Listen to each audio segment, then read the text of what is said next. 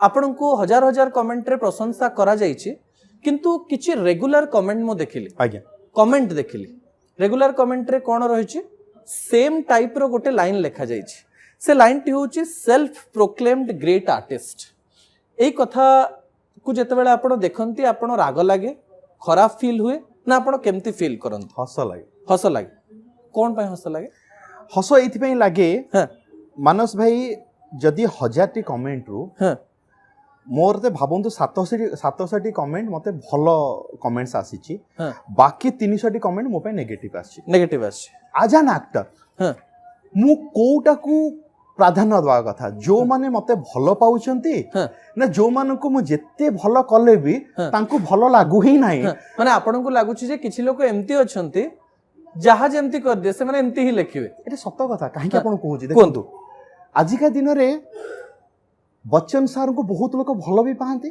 खराब भी कहंती तो सेटा से जो संज्ञा भलो मंद संज्ञाटारे आमे से द्वंद्व भितर निजको काहे कि विकलित कबलित बा बहुत लोकन पय एकटा इंस्पिरेशन होबो कारण हमकु भी गाली पड़े मते भी सोधा पड़े काहे कि सोधा पड़े मते कहले म आपन गोटे कथा कहबी जो दिन फेसबुक रे 50 पैसा लेखा पड़िबो कमेंट्स पय मु से दिन देखिबी केतोटी लोक आपन को विषय रे खराब लिखुछन ओके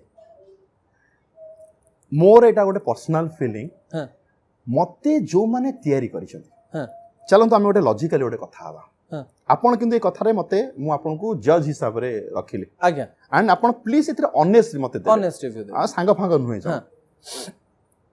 26 वर्ष खराब अभिनेता 30 टी सिनेमा करि परिबो 26 वर्ष खराब अभिनेता दीदी थर राज्य चलचित्र पुरस्कार बेस्ट एक्टर पाई परिबो 26 वर्षर अभिनेता 50 टी रु ऊर्ध्व रियलिटी शो रे जज की बस परिबो खराब अभिनेता पाखापाखी 10-15 टी टेली सीरियल रे रोल करि परिबो खराब अभिनेता 200 टी रु भितरु 50 टी टॉप मोस्ट हिट गीत को देई परिबो देई परिबो मो इंट्रोडक्शन को आपण आउथरे दोहरेले किंतु बहुत जिंस ऐड कले किंतु ए लाइन गुडी को मो न्यूज 18 नो टैग लाइन हिसाब रे रखि जाओ भलो डायलॉग डिलीवरी बड़ी कथा मोर बुझी पाले ना मो बुझी गली नेक्स्ट को पळेबा गोटे समय कथा हेबे जोटा मो सुनी कि टिके डरी थिले आपनकर कोरोना समय 50% लंग्स खराब हो जाइथिला जदी मो ठीक तो हां फर्स्ट कोरोना रे जेतबेले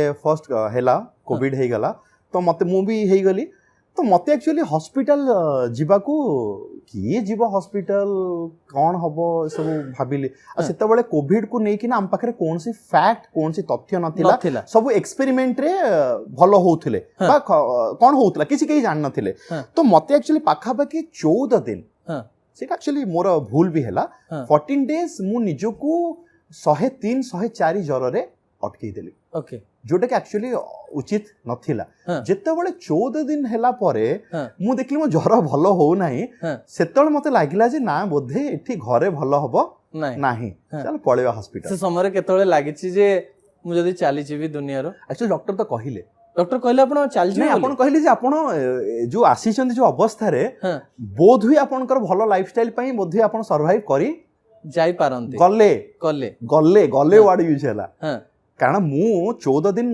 रहिली 104 टेम्परेचर रे पुनी 11 दिन रहिली एठी कोठी हॉस्पिटल रे तो सेठू आसला परे हेली तो मते अगेन मु से एक कथा कहबी जे मोर बोधवे सुस्त लाइफस्टाइल जोगु मो लंग्स जेहेतु भलो थिला तेणु 50% लंग्स से तळे मोर अफेक्टेड हे गला परे भी आई सरवाइव्ड बिकॉज़ तापर लागिला कि ओडे नवा जीवन पाइले बोले नवा जीवन एक्चुअली तीनटा इंसिडेंट रे आपण आ गोटे कथा गूगल करनांती कोन मु से एयर इंडिया फ्लाइट रे थिली जोटा माने क्रैश हवा पूर्व रायपुर रे इमरजेंसी लैंडिंग करथिला तो से फ्लाइट रे आपण थिले आज्ञा तो कोरोना रे सेफ हेली 2019 रे एई फ्लाइट जोटा क्रैश हवा को जाउथला जोटा कि गोटे इंजिन तार पूरा जळी की थिला आपण को गूगल कले जानि परियो देवाशीष पात्र सब मन अछि से इंसिडेंट किंतु आपण सेतरे थिले बोले मु थिली रायपुर जो लैंडिंग हितला सेटा मु थिली तो मु सेठू इमरजेंसी लैंडिंग रे सेकंड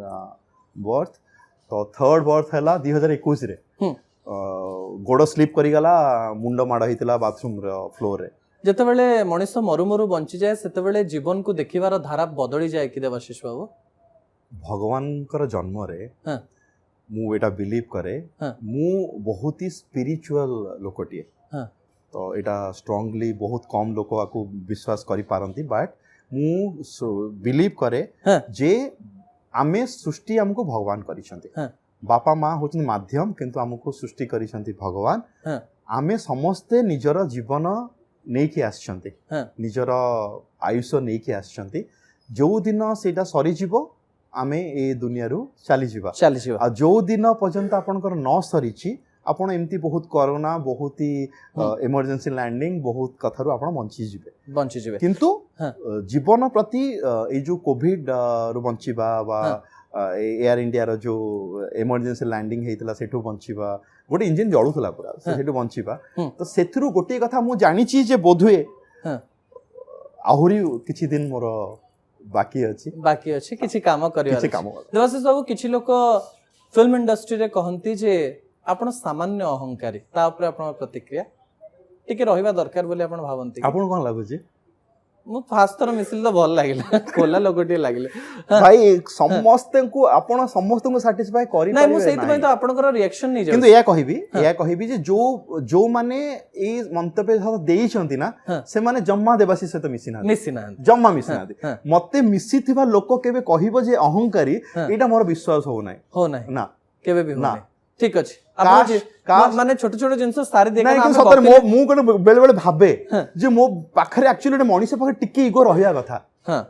ମତେ ଲାଗେ ଯେ ମୁଁ ବହୁତ ହି ମାନେ ଯୋଉ ଇଗୋଟିକୁ ଘରେ ରଖିକି ବାହାରେ ବୁଲେ ନା, ସେଇଟା ଆକ୍ଚୁଆଲି ବି ବେଳେ ବେଳେ ଖରାପ। ମଣିଷ ଭିତରେ ଟିକେ ଇଗୋ ରହିବା କଥା, କିନ୍ତୁ ମତେ ବିଲିଭ ହୁଏନି ସେଟା। ଇଗୋ କ'ଣ, କାହା କ'ଣ ଇଗୋ?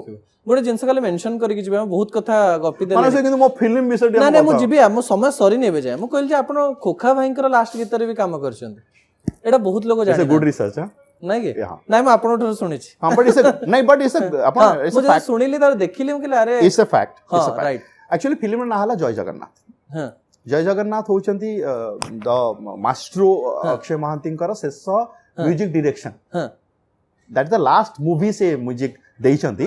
ଆଉ ସେଥିରେ ଗୋଟେ ଗୀତ ଅଛି, ନଟ ହେ ମଞ୍ଜି ପୋତିଲ, ତ ସେଇଟା ତାଙ୍କ ଭଏସରେ। ମାନେ କେତେ ଆପଣ ନିଜକୁ ଗ୍ରେଟଫୁଲ ଅନୁଭବ କରନ୍ତି? ଭାଗ୍ୟ କ'ଣ କଥା କହୁଛନ୍ତି, ଏଇଟା ତ ରହିଗଲା ନା, ଏଇଟା ତ ଯେବେ ବି ଏଇଟା ରହିଗଲା ନା। ଅକ୍ଷୟ ମହାନ୍ତିଙ୍କର ଶେଷ ଗୀତ କୋଉ ଆକ୍ଟର ଉପରେ ପିକ୍ଚରାଇଜେସନ ହେଇଛି, ଏଇଟା ତ ରହିଗଲା, ଏଇଟା ତ ଭାଗ୍ୟ ନୁହେଁ ଆଉ କ'ଣ। ଆଉ ଗୋଟେ କଥା ପଚାରିବି, ଯେତେବେଳେ ଆପଣଙ୍କ କଥା ଆସେ 50 ବର୍ଷରେ ଆପଣ ଏତେ ଫିଟ୍, ପୁଣି ନାଇଁ ଶୁଣନ୍ତୁ ଟିକେ, ଆପଣ କ୍ୱେଶ୍ଚନଟା ଶୁଣି ଦିଅନ୍ତୁ। ଏତେ ଫିଟ୍ ଆପଣ କ'ଣ ତ କହନ୍ତି, ଭଲ ଦେଖାଯାଆନ୍ତି, ଏଜ୍ ଜଣା ପଡୁନି, ରିଆଲିଟି ଶୋଜ୍ କରନ୍ତି, ରଜ କ୍ୱିନ୍ କରନ୍ତି, ଡାନ୍ସ ଶୋଜ୍ କରନ୍ତି, ଘରେ ଧର୍ମପତ୍ନୀ, କୌଣସି ଝିଅଙ୍କ ପ୍ରତି ଆପଣଙ୍କର ଗୋଟେ ଆଫେକ୍ସନ ଆସିଯାଏନି କିମ୍ବା କୌଣସି ଝିଅ ଆପଣଙ୍କ ଉପରେ ଟ୍ରାଏ କରିନାହାନ୍ତି ଦେବାଶିଷ ବାବୁ ଟିକେ ଭଲ ପାଆନ୍ତୁ କିମ୍ବା ଫିଲ୍ମ ଇଣ୍ଡଷ୍ଟ୍ରି? ମୁଁ ଜାଣିନି, ହେଇଥିବ ବହୁତ ଝିଅ କହିଥିବେ କ'ଣ କରିଥିବେ, ଆପଣ କ'ଣ କରିଥିବେ ମୁଁ ଜାଣିନି। ଯଦି କୌଣସି ଝିଅ ମାନେ ମତେ ଭଲ ପାଉଥିବେ, ସେଟା ଆକ୍ଚୁଆଲି ମୋର କ'ଣ କହିବି? ନାଇଁ, ସେଇଟା ଆପଣଙ୍କର ଭଲ ଗୁଣ ହେଇପାରେ। ମୁଁ ଆଉ ଗୋଟେ କଥା କହୁଛି ଯୋଉଟା ଆପଣ ବୁଝି ସାରିଲେଣି, ଲୋକ ବି ବୁଝି ସାରିଲେଣି। ଏମିତି କିଛି ହେଇଛି କି ଇନସିଡେଣ୍ଟ, ଆପଣ କେବେ କେବେ ମେଣ୍ଟାଲି ଖସି ଯାଇକିରି ଭାବିଛନ୍ତି କି ନାଇଁ ମୁଁ ଭୁଲ କରୁଛି, ଏବେ ଠିକ କରିଦେବି, ଏମିତି କେବେ ହେଇଛି କି? ମଣିଷ ଆମମାନେ ଭଗବାନ ନୁହନ୍ତି, ତ ମଣିଷ ସବୁବେଳେ ଭୁଲ କରିଦବ। ଆପଣ ଭୁଲ କରିଛନ୍ତି କି ନାଇଁ? ମୁଁ ଏପର୍ଯ୍ୟନ୍ତ ଭୁଲ କରିନାହାନ୍ତି।